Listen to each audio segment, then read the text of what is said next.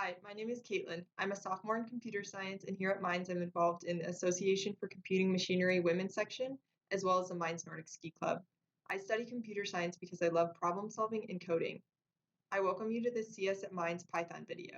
Today we are going to talk about operators in Python, as well as how to leave comments for yourself or others in your code. But first, let's start with a joke.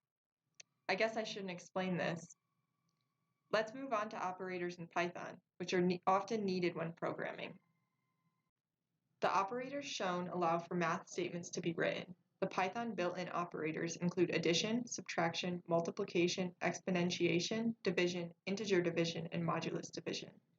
You may be wondering why there are 3 types of division and what the difference is. Let's talk about each of the 3. First, division returns the answer you would expect. For example, if x is 3 and y is 2, then x divided by y would be 1.5. Integer division, on the other hand, always returns an integer, that is, a whole number. Thus, integer division drops any digits after the decimal point.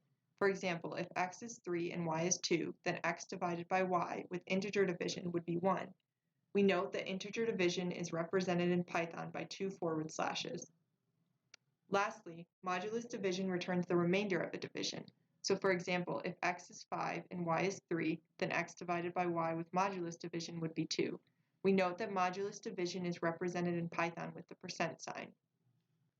I'm sure you can imagine programs that just need normal division, and other programs where you need integer division, and even other programs where you need the remainder, which is calculated via modulus division. Fortunately, Python offers you all 3.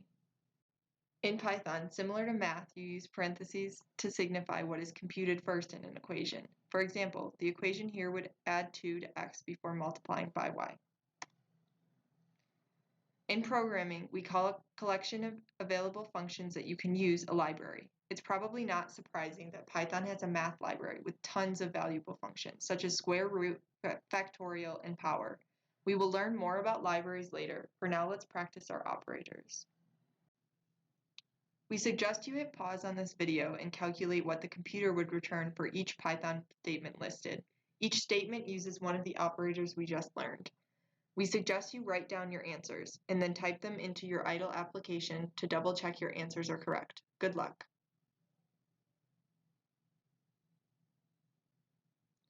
Did you get all the answers correct? If not, see if you can figure out your mistake. And come to office hours if you're feeling a bit lost. We're happy to help. The last topic of this video concerns comments. Comments are a way for programmers to leave notes in the code, perhaps notes for others or perhaps notes for the programmer.